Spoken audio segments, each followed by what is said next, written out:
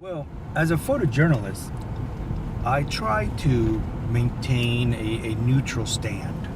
So I'm not for or against, and even if inside you are for or against a particular issue, you should never let that be on display. People might react differently otherwise if they know that perhaps you are against a certain issue. So I never talk about my political views with anyone I'm covering, whether it's an event or a particular person. I don't want my personal views to impact or affect the story that I'm covering.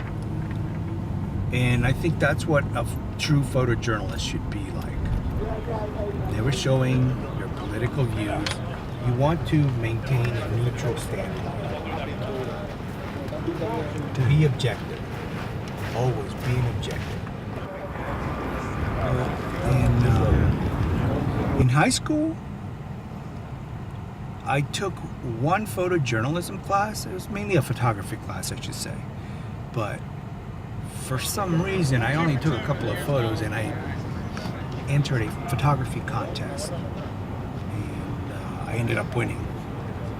So after that, I kind of was a little bit of encouraged, and my professor said, hey, you might have something here. You might want to look into it. And that's when I transferred to go to the University of New Mexico, and that's where I started taking photography. At first it was fine art photography, but soon after that it was all photojournalism. So it's been a great ride. I can't complain. 2, 3. Good, last one. There we go. 1, 2, 3.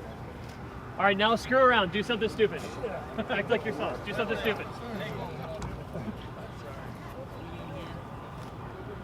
Come on, Gene. The most difficult experience, I think, physically and emotionally, was photographing Hurricane Katrina back in 2005. Just because physically it was so demanding. Rescue 11 responding 5-5. Emotionally, you had to deal with so much destruction and grief, and it was really hard. But I learned and I grew as a photojournalist. This job can be stressful at times. But it's up to you also to balance your personal life and not just be so overwhelmed by tragedy and crime and just sad news. My favorite stories to cover are human interest stories. Just like telling other people's stories. What drives them, what makes up who they are. For a long time I was doing mainly immigration stories or stories near the US-Mexico border. And I love working there just because there's always an interesting angle to this whole immigration border issue.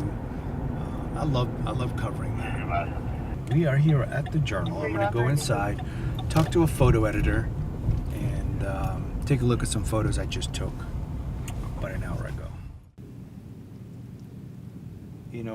In photojournalism, you're at the mercy of when the story is taking place, because not everything happens in ideal lighting condition.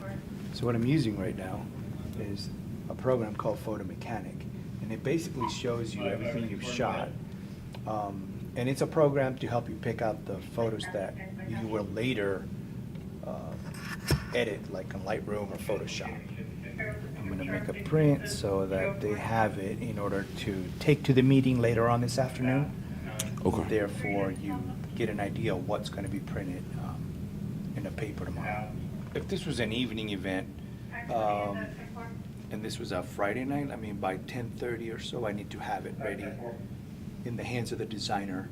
If this is Saturday, it'd be a little bit earlier. Sunday is a little bit earlier too. So